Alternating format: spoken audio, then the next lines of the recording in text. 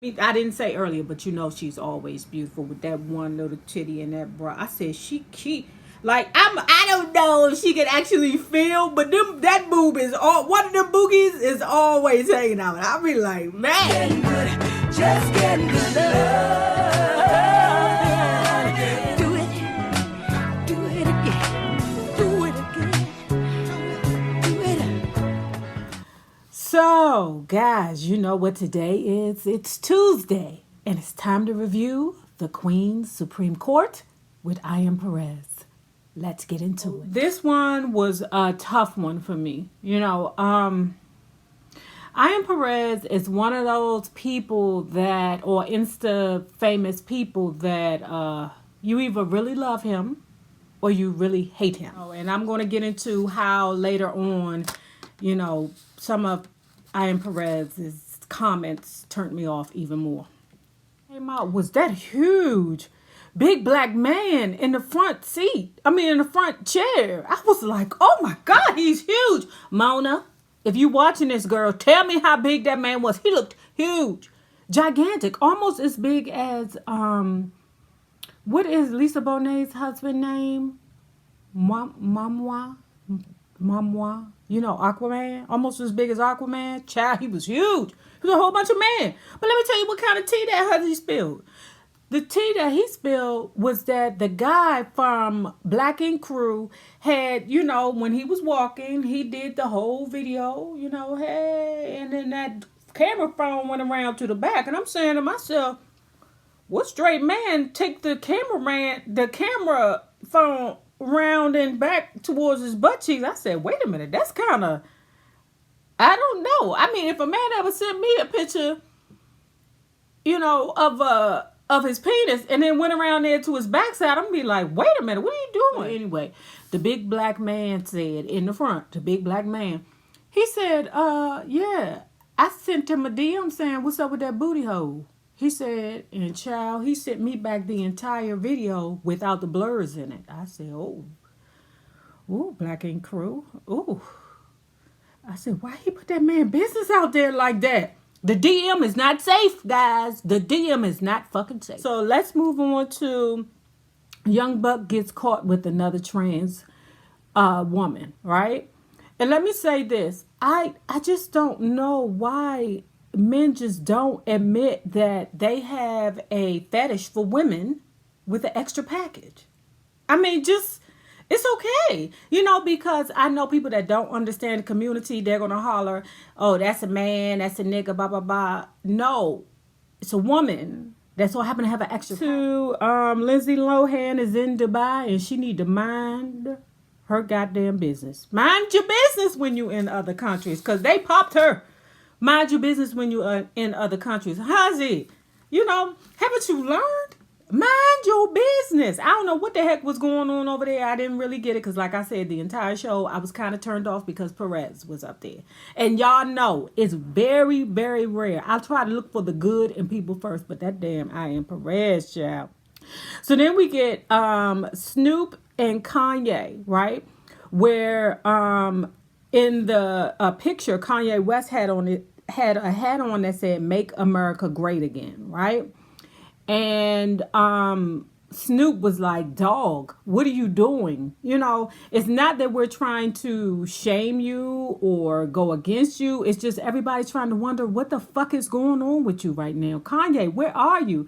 And then I don't know if this is a stunt that he pulls, whenever he's getting ready to drop new music, which he is. Because remember that stunt he pulled before and he dropped music and that shit went doo-doo. So then we're going to get to Beyonce is a witch. I spoke about that before, so I ain't going to do too much. So we're going to move on to Kandi Burruss not paying her people again, okay? I don't know what's up with Kandi, but one of the male models who was walking around in the sex dungeon, I told y'all Kandi Burruss really had a sex dungeon, and that sex dungeon was coming out, and it's supposed to be a big shindig down here October 12th. Or not down here, but in Atlanta, October 12th, or the grand opening, October 12th, I'm not sure. But they said that she's made $91,000 so far off the ticket sales alone. And the models were only getting paid $150. And he thought that it was shameful because for all the money that Kandi received off of the venture, he felt like he could pay, or that she could pay her models more. I said to myself, well, what the hell was you doing, boy? Was you in there performing services in the sex dungeon? I mean, $150. How many hours was you there? Was you 2 hours? See, this is how I break it down at $150. How much was the event? How long was the event? Was it 4 hours? Because normally it's probably like 4 hours, 10 to 2, something like that. I'm sure you probably did 10 to 2. So we're going to take, hold on, let me get my computer or my calculator so I can see how much this daggone thing took. So anyway, child, I done the numbers on it, and it comes down to a whole $37.40 per hour for him to go down there to the sex dungeon. And that's not even including the tips that he probably done got for serving drinks or rubbing on the ladies' booties or the man booties. Whatever the zhuzh is down there at the sex dungeon, okay? Whatever the zhuzh is, I don't know. That's a good paying job if you break it down per hours, and not including the tips that he got. So what he needs to do is go somewhere and sit down. Or if he don't want to sit down, look, Kandi Burruss, look, I ain't got nothing to do. I'm a housewife. I don't do shit but sit at home. Let me put on the right girdle and I go down there to the sex dungeon, baby, and serve up some damn drinks, child, and do all that. Get tips and everything. Kandi, call me, girl. I got you, girl. Complaining that Kandi Burruss made $91,000. Why he only giving us $150? You know what? Motherfuckers kill me. You signed on a dotted line for this amount of money, homie. The $150 was good for you. It wasn't until you counted Kandi Burruss's pockets that you was like, oh, I need some more money. No, motherfucker. It wasn't your money that was put down. Like, you don't even know how much money that Kandi Burruss had to put down to pull this whole sex dungeon thing off. Boy, mind your business. Next case. So then we go to Cardi B goes to jail, right? Y'all, I'm telling you, I cannot wait for the movie to come out on this. This is going to be a tragic, beautiful love story between Libra, Cardi B, and Fire, Sagittarius. What's his name? Cleophas. Is his name Cleophas? Or Cassius? Or Cordell? Anyway, Offset. This is going to be a beautifully tragic love story. But anyway, Cardi B then went down there to that bar and smacked some of them Huzzies in the face. Or at least got some of them Huzzies smacked in the face, right? The whole situation, when she called, or she placed a call to be like, look, them Huzzies down there, Mimi and Kiki down there to the bar, that Offset then did some kind of sexual something with them. I'm going to need you to take care of that. The girls were taken care of. They was assaulted. Right? So Cardi B was pointed out as the person to place the call to say, hey, go get them Huzzies. So a warrant was issued for her.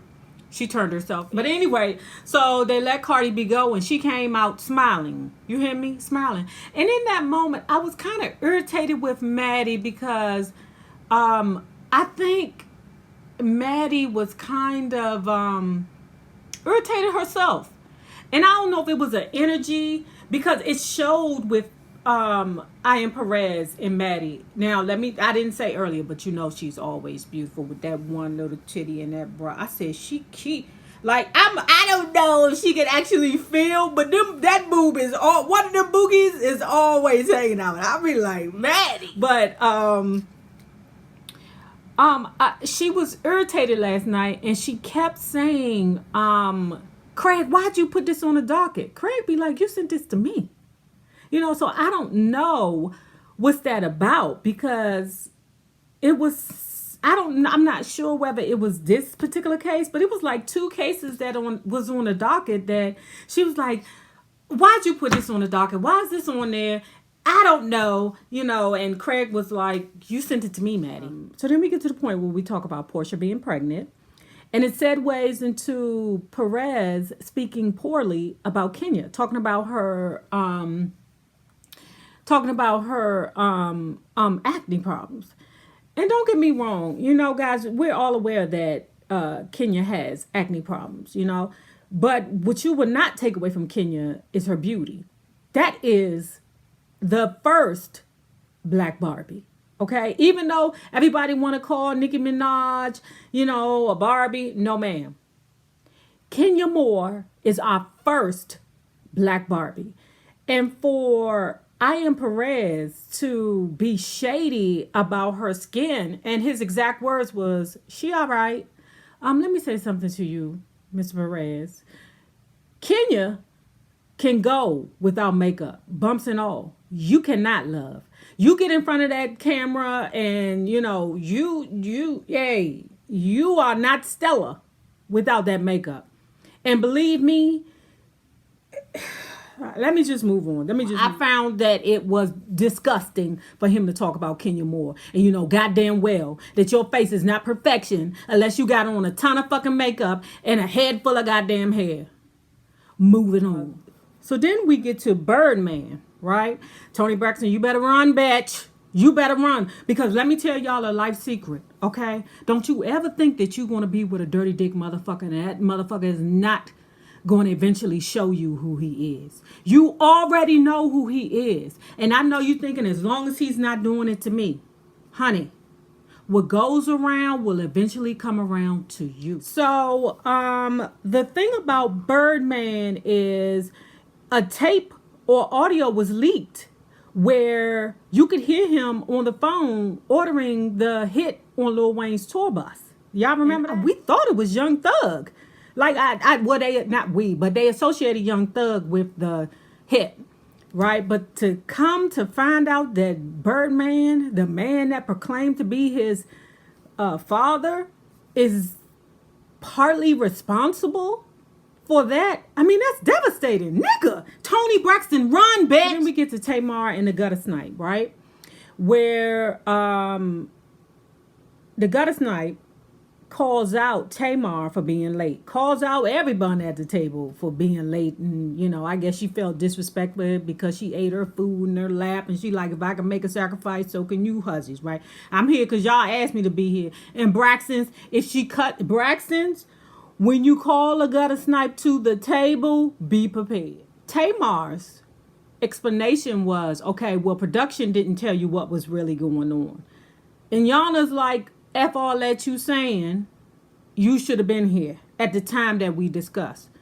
Tamar was like, well, production wasn't being honest with you. And I believe that. I believe that production does things to sabotage the girls in any reality or anybody in reality TV just so they can get good TV. They know that Gutter Snipe is very judgmental. And what I found out was she was a Virgo, judgmental. But we know that she's very judgmental. The production knows that Gutter Snipe is judgmental. So they probably did some things on purpose to tell them to come in at 11:30 or 12 o'clock instead of the 11 o'clock time that it was supposed to be. I see that happening. I believe her. Now, that damn Tamar be delusional about a lot of things, but I do believe her on this one. So then we get to Nene's son being a sexual deviant. Who knew? And then here she go again. Here go I Am Perez again. Look at y'all. Child, man. Here go I Am Perez again. Talking about Nene's finances. She was like, Maddie was like, Nene is rich. I Am Perez said she ain't that rich. Maddie was like, she cashing Trump checks. I Am Perez was like, she ain't cashing Oprah checks. Have you ever met anybody that was judgmental as hell? And then you looked at him, you was like, sir, you're not in a position to be this judgmental. And that's why I feel about Perez. That's how I feel about I Am Perez. I am not. And listen, guys, y'all know me. I'm pretty positive about everything. But when it comes down to that motherfucker, I ain't get to One Gotta Go. Child, they did movies this time. Good. Because I was sick and tired of them damn rappers and singers and shit like that. So anyway, they had 4 movies, right? One Gotta Go. The Bodyguard. What's Love Got to Do with It? The 5 Heartbeats. And The Color Purple. 3 of these movies helped me grow. Except for The Bodyguard. Love the music. Love the soundtrack. But it didn't move my life. Man, shit, only person I fear is God, partner. Only motherfuckers I lie to is cops and judges, bitch. I don't give a fuck about that shit.